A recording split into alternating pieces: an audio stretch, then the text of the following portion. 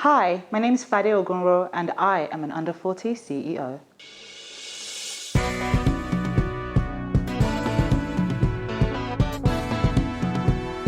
The African Renaissance. The concept that the African people and nation shall overcome the current challenges confronting the continent and achieve cultural, scientific, and economic renewal is here, with young men and women taking the lead. Some call them the new school heroes. We call them under 40 CEOs. The culmination of her decade-long experience made Fadé uniquely positioned to understand and identify ways to formalize the fragmented gig economy, which resulted in Bookings Africa.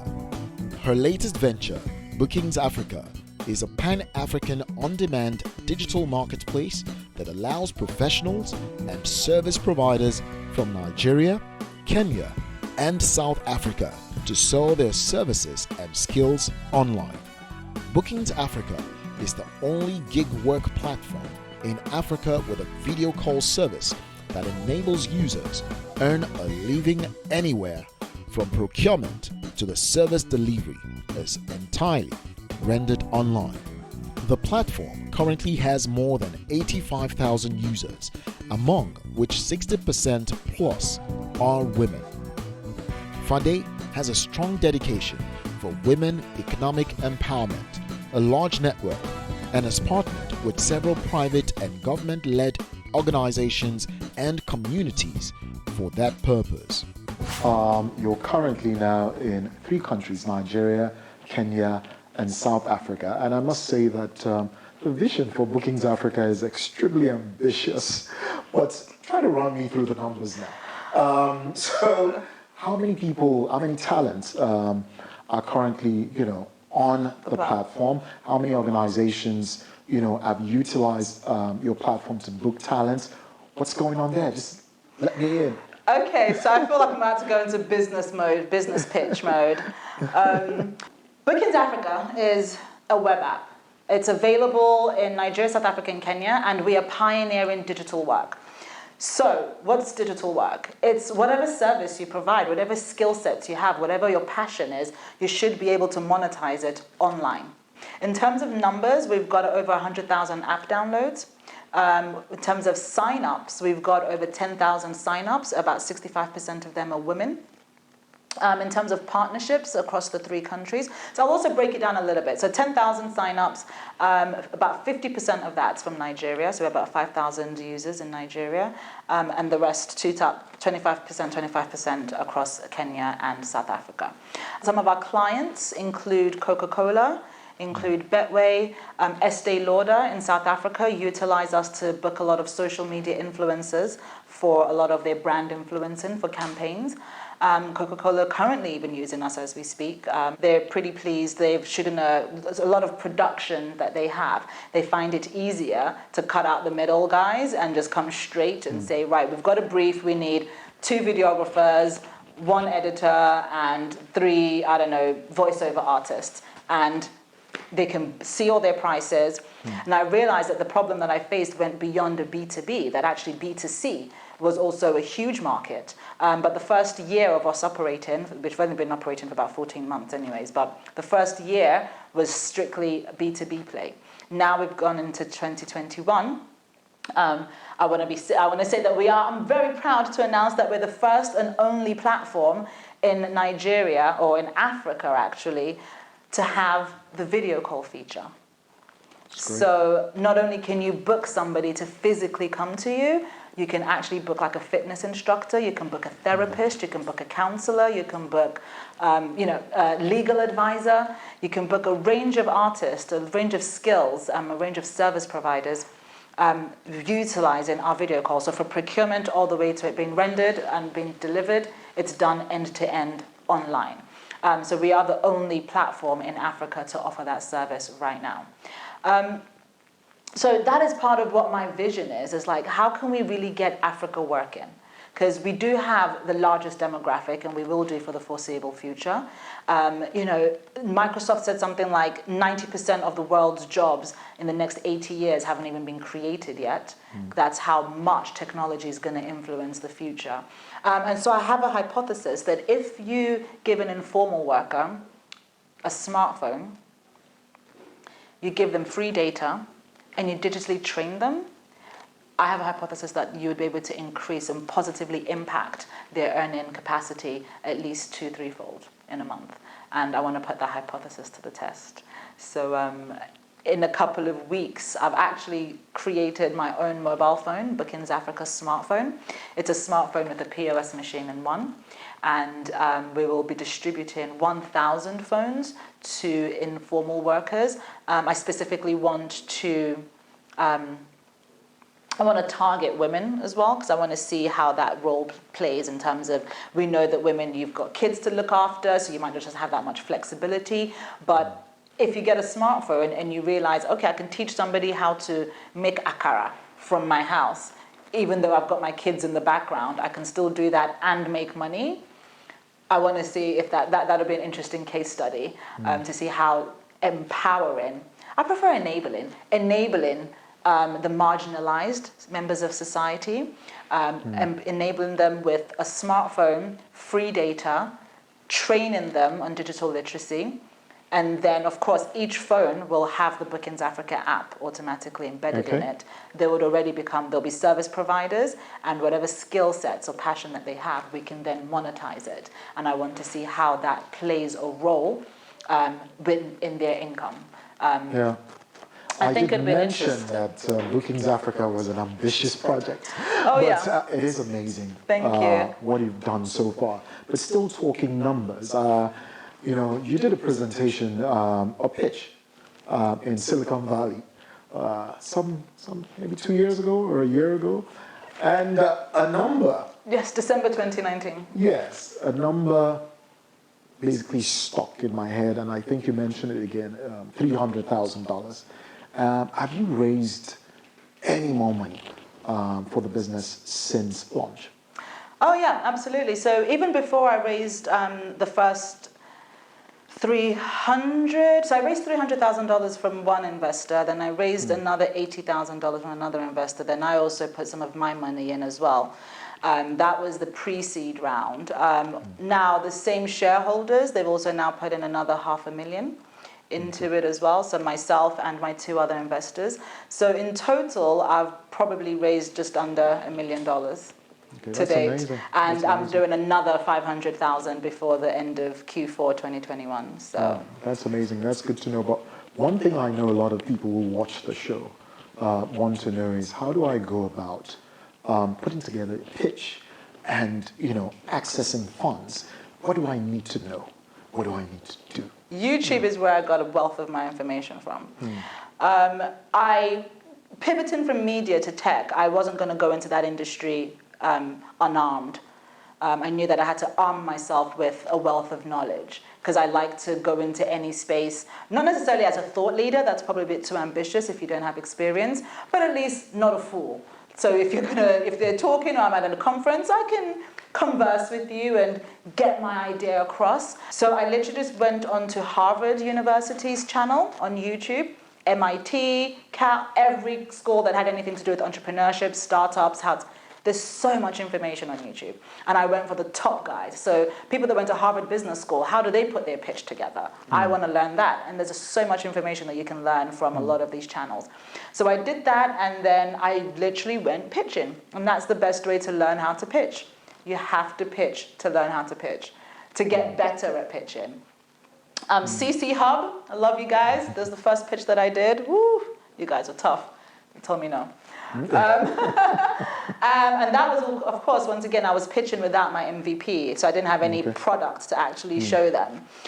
So I found that pitching prior to my MVP, which I learned about via the Harvard iLab on YouTube, pitching without my MVP was extremely difficult. It was an uphill struggle, because even though, yes, people would get the idea, they knew that it was a good plan, but they wanted to actually see a physical product. Amazing. Thank you for that. Thank you. I'd like to ask, Do you reckon that you could effectively predict the trends, and of course, these evolving trends as it relates to Bookings Africa, say, for the next 5 years or in the next 5 years? I think so. I think I've got a good forecast for at least 3 years. Of course, when we're talking about regulation could, of course, throw a spanner in the works. For example, CBN recently put a strain on Forex moving across borders. So that helped. I had to overcome that regulatory issue. But there's some things that you can just forecast in terms of globally. This is a trend in terms of gig economy is on the rise. So naturally, and of course, we know as a result of Corona, everybody's looking for online solutions. But then you're always going to have, a little kink. It's never going to be a smooth prediction. Once again, if powers change politically, that may also impact the growth or the direction of the business. Wasn't it recently that there was a levy put on bike hailing apps? That could kill your business. Mm-hmm. So as much as you might forecast trends, if a regulation arises as such, which is beyond your control, and it's an anomaly in the trend, then or an anomaly in your forecast, it can literally kill your business. Fadé has been invited to speak at Cannes Lions Festival, BET and MTV Awards, Web Summit, Nigerian Digital Economy, South African Innovation Summit, Under 40 CEOs Forum, and more. It is her dream to build great leaders, drive gender equality, and reduce the rate of unemployment across Africa. She believes that this can be rapidly achieved through digital adoption and inclusion, where learning, training, delivering a service, and earning an income is done digitally. I know you've spoken at the Cannes Lions International Festival of Creativity. You've spoken at the BET Awards, the MTV Awards, the White Space, X. You've spoken at the Nigerian Digital Economy, I believe. Mm-hmm. South African Innovation Summit. List goes on. What's your favorite thing to talk about? I think they get most passionate. You can hear it in my voice, I think, when I'm talking about Bookings Africa. That's just the new thing for me, and because I just have such high goals for myself and for the business, I feel really passionate talking about that, knowing the impact that I want to achieve, as opposed to things that I've already done. Because if I've already done it, it's in the past, you can Google it, you can see it. So for me, the future of things that I want to achieve and the changes that I want to create. So for me, the future and the hopes of what Bookings Africa could achieve, I think right now is what I'm most excited talking about. If it's not that, then it has to be Michelin star food, because I'm a huge foodie. All right, amazing. I know to get to this point, you must have, crossed a number of hurdles, challenges. You mentioned regulatory issues. You mentioned even getting access to funding. What are those other hurdles, the major ones you've had to cross, and how did you handle them or tackle them? So business-wise, the biggest issue that I'm still facing is actually instant payment settlement across borders. So I started off with Paystack, but they were only limited to a couple of countries. I also use Flutterwave. Once again, they're only limited to a couple of countries. So now I'm actually having to speak to banks directly in each of the countries that I want to expand to, because I do have hopes of being in at least 15 African countries in the next 2 years.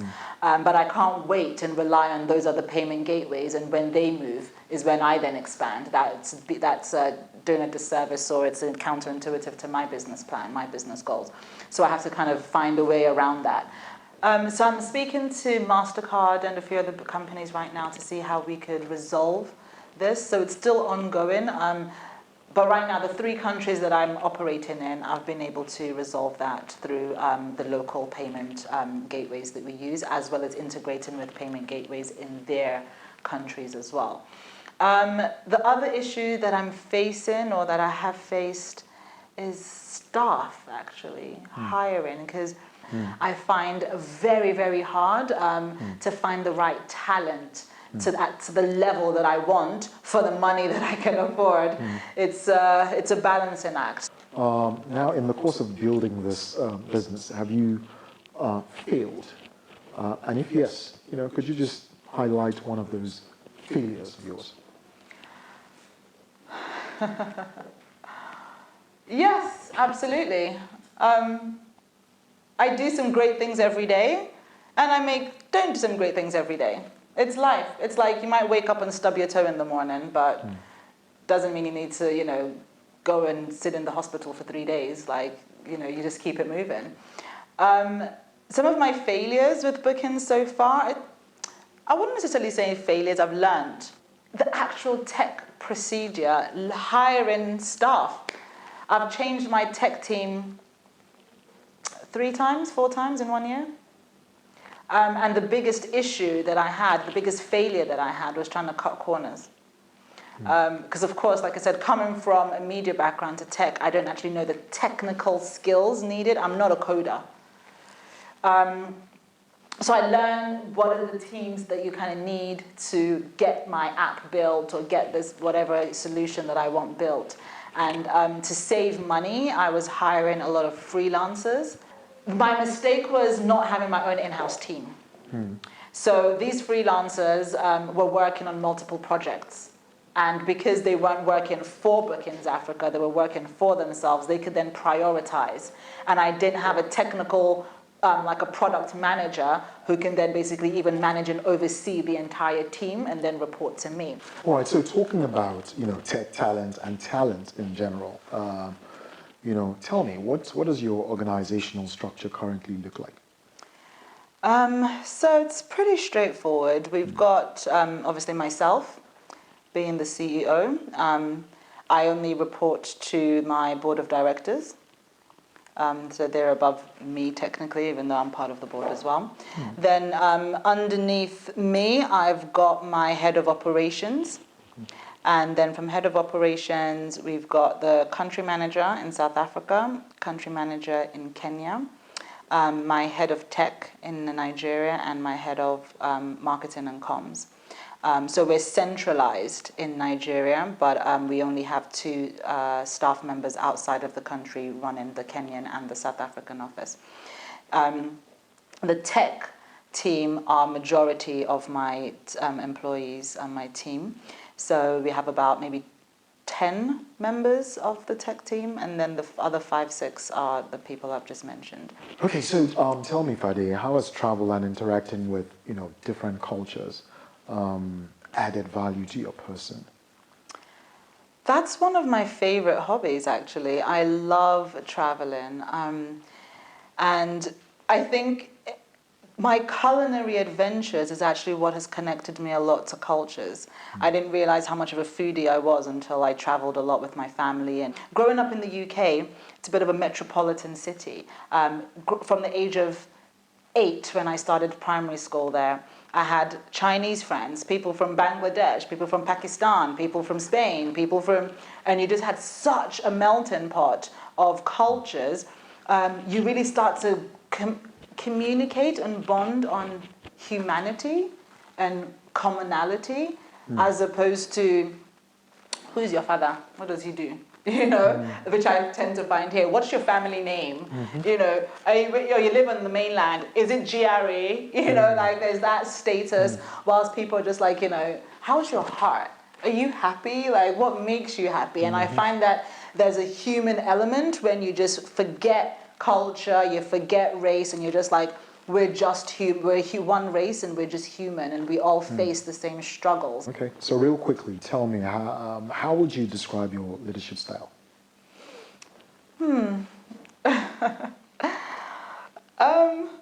I fly like a butterfly and I sting like a bee. I think that's the way it is. I try to be understanding, because I know that apart from having a leadership style, different people like to be led differently. And some people might thrive when I just say, figure it out yourself. I have faith that you can do it. Other people might need a little bit more hand-holding. Generally, 2020, I did suffer from quite a bit of anxiety. So I think I was quite highly strung with my team. And I've now learned to just relax a little bit more and try to... I'm trying to learn what makes each person tick and what makes each person thrive. And then not necessarily adapt my leadership style to every single person, because then you'll just seem confused. But I try to really encourage them to understand the vision, and then I give them space to deliver. Don't ask too many. I'm not going to think for you. I really try to encourage initiative being used. So these are the KPIs, these are the deadlines. Only come to me, and I always say to people, never call me with the question or with the problem without having at least 3 options of a solution. I might have a completely different solution to you. That's fine. But I want to know that you're thinking. Otherwise, every time you have a problem, you will never be able to move forward unless you call me. So what if I'm on a flight somewhere and my flight is 14 hours and I don't have reception? Then that means nothing will get done until you get in touch with me. That's not the way. That's then micromanaging. I'm paying you for a reason, which is why I went back to finding staff who are employees who are more skilled than I am, I'd say, in their specific field or expertise. So I try to just encourage people to be the best that they can be. And part of what we do, part of our company structure is every quarter, I encourage my staff to not only have the business goals set out for them, but they also to have a personal development goal. Okay. And if you hit those, if you hit your business goals, then your personal goal is paid for by the business. Fadé recently became the first African female board member to be appointed to the Cherry Blair Foundation for Women's Global Campaigns Board. And whilst she may be a leader who floats like a butterfly and stings like a bee, she has come to the realization that Africa has the largest workforce, indeed the youngest continent by demography, and this fuels her vision, an Africa that works. However, where and how does she spend her time away from work, and beyond what drives her? What does she love to drive? I take a peek into her lifestyle choices. All right, so Fadé, I have a few quick fire questions for you. What do you love to eat? Sushi. How would you describe your style? Oh, stylish. What are your favorite brands to wear?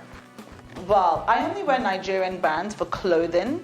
Bags, well, I'll say a Nigerian brand. I like suits, and right now I'm feeling Vain Black Boy and Mimi's Creation. They are my local designers that I like to support. So I'm not going to go into the international designer brands. So what other CEOs do you currently look up to?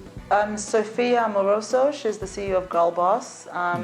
I also like a lot of black-owned businesses, really, I really admire. And the CEOs of Clubhouse. But in the tech space, I definitely look up to Odun from Piggy Vest. Colleagues, kind of, acquaintances, but I respect her. And also Inkem from Futuresoft. I like what they're doing, so I look up to them. What's your favorite car to drive? Probably, I don't know, I think the Porsche Cayenne Jeep is a nice car. So what's your favorite travel destination? Thailand. Your favorite book of all time? The Alchemist by Paulo Coelho. What book are you reading right now? David and Goliath by Malcolm Gladwell. Interesting. Okay, so Fadé, I'd like to know, lastly, what makes you happy? What makes me happy? Good question. That's not a quick fire question. I've got to think about this one. They're the small things in life that make me happy. I think just having a good energy of gratitude and just knowing that I'm loved by God and just knowing that even the mistakes that I make are still the correct path for me. I think there's this ultimate faith that I have that just always makes me happy. If I'm being practical, traveling, eating, when I get enough sleep, when my staff hit their KPIs, when I check off 80% of everything on my to-do list every day, when I've lost a little bit of weight and I feel I look cute. You know, there's so many little things in life that make me happy. My family, my partner, there's so many different things that make me happy. So, but generally, I feel like all of these things can be stripped, and ultimately, if you are deserted on an island by yourself, you should still find that fulfillment. And I think that's it's an inner energy that is God-given. And I just feel like I have that. I feel like God loves me, and there's just this arrogant faith that I walk around with that, you know, no matter how much of a bad decision or no matter what is going on around me, I'll be okay. All right. Thank you for coming on Under 40 CEOs. Thank you for having me, Fab. Hi, my name is Fadé Ogunro, and you too can be an Under 40 CEO.